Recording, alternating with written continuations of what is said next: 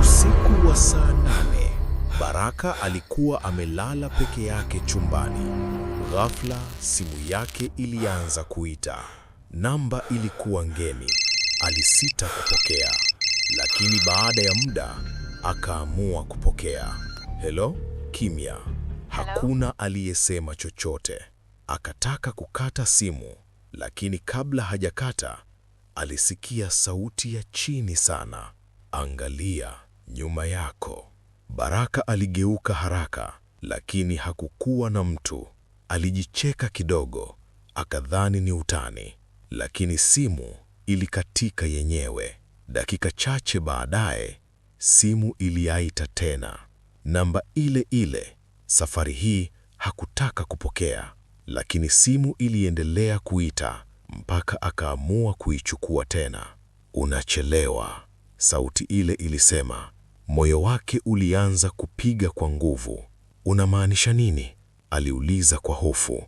Sauti ile ilicheka polepole, kisha ikasema, tazama chini ya kitanda. Baraka alisogea polepole, akachungulia chini ya kitanda. Hakukuwa na kitu, lakini alipoinua kichwa chake, akaona kitu kilichomfanya agande. Simu yake ilikuwa bado iko mkononi, lakini chini ya kitanda kulikuwa na simu nyingine ikiwa inapiga, na kwenye skrini yake iliandikwa Baraka calling.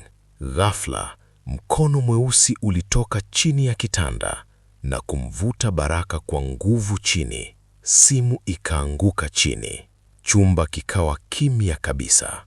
Dakika chache baadaye, simu ile ilianza kuita tena. Safari hii, namba ile ile ilimpigia mtu mwingine, na sauti ile ile ilisema, hello, angalia nyuma yako. Ungepokea simu hiyo? Subscribe, like, share, comment.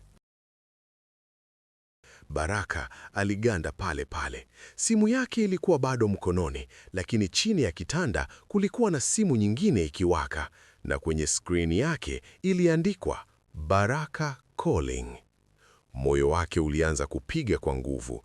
Alijaribu kusogea nyuma polepole, lakini hafla simu ile ya chini ya kitanda ilisimama kuita. Kimya kilitawala chumba.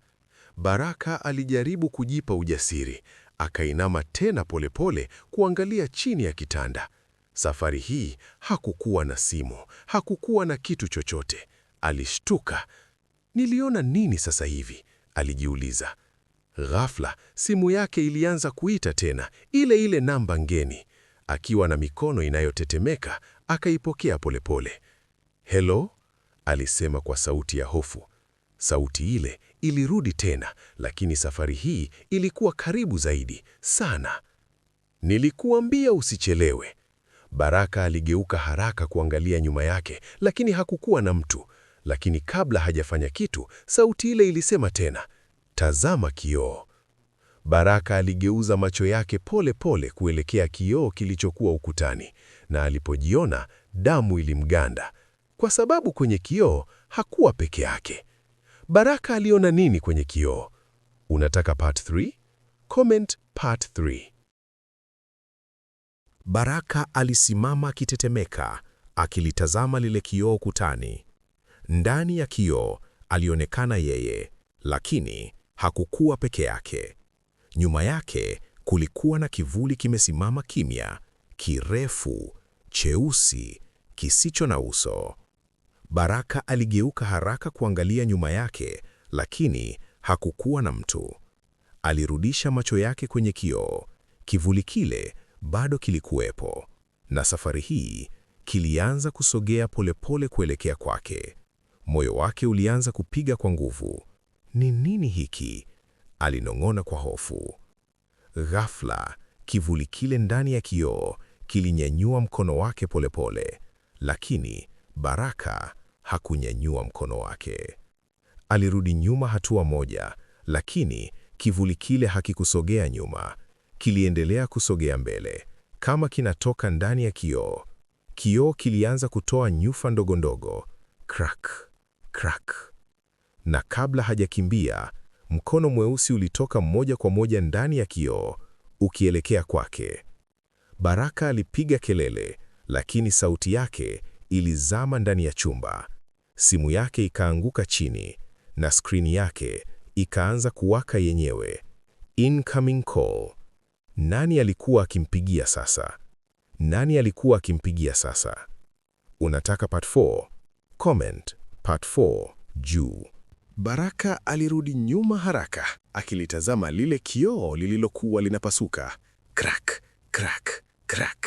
Nyufa ziliongezeka, na kabla hajafanya kitu, kioo kilipasuka kabisa. Boom! Vipande vya kioo vilitawanyika sakafuni, na kutoka ndani yake, kitu kilianza kutoka pole pole. Kwanza, mkono mweusi, kisha bega, halafu uso. Baraka alipiga hatua nyuma kwa sababu kitu kilichotoka ndani ya kioo kilikuwa kinafanana kabisa naye, lakini macho yake yalikuwa meusi na uso wake haukuwa na hisia. Kiumbe kile kilitabasamu polepole, kisha kikasema kwa sauti ya chini sana, "Umechelewa." Baraka alitetemeka. "Wewe ni nani?" aliuliza kwa hofu. Kiumbe kile kilisogea karibu zaidi, kila hatua yake ikiwa nzito na ya kutisha. "Ni wewe," kilijibu. Simu ya Baraka ikaendelea kuita sakafuni. Incoming call. Kiumbe kile kiligeuza macho yake polepole kuelekea simu, kisha kikasema, "Pokea simu." Baraka alitikisa kichwa, "Hapana." Lakini kabla hajakataa zaidi, kiumbe kile kilinyanyua mkono wake, na ghafla simu ile iliruka yenyewe hadi mkononi mwa Baraka. Simu iliendelea kuita, na kwenye screen iliandikwa Baraka calling. Kiumbe kile kilimkaribia sana, karibu uso kwa uso, kisha kikanong'ona, "Ukikata simu hii, utakufa." Baraka atapokea au atakata simu? Sasa, Baraka atapokea au atakata simu? Unataka final part? Comment final. Baraka alisimama akitetemeka, simu ikiwa mkononi mwake. Baraka calling. Kiumbe kile kilisimama mbele yake, kikimtazama bila kupepesa macho. "Pokea," kilinong'ona tena. Moyo wa Baraka ulipiga kwa nguvu sana. Mikono yake ilikuwa inatetemeka, lakini polepole alibonyeza kupokea simu. Kimya. Hakuna sauti. Sekunde chache zikapita, kisha sauti ile ilisikika tena, lakini safari hii haikutoka kwenye simu, ilitoka ndani ya kichwa chake. "Umechelewa." Baraka alishika kichwa chake kwa maumivu. Picha za ajabu zilianza kuingia akilini mwake. Chumba hiki hiki, kioo hiki hiki, na mtu mwingine aliyekuwa hapa kabla yake. Ghafla alielewa ukweli wote. Sauti ile, namba ile, haikuwa inampigia kwa bahati mbaya, ilikuwa inampigia kwa sababu ndiye aliyefuata. Baraka aliangalia kiumbe kile mbele yake, na ndipo akagundua kitu cha mwisho. Kiumbe kile hakikuwa kinamfanana tu, kilikuwa ni yeye wa baadaye. Kiumbe kile kilitabasamu polepole, kisha kikasema, "Sasa ni zamu yako." Ghafla, Baraka alipoteza fahamu. Simu ikaanguka chini. Chumba kikawa kimya kabisa.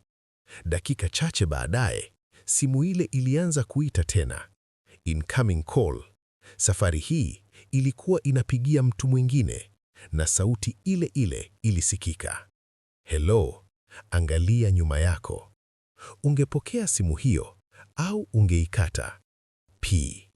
Ungepokea simu hiyo au ungeikata? Subscribe, like, share, comment.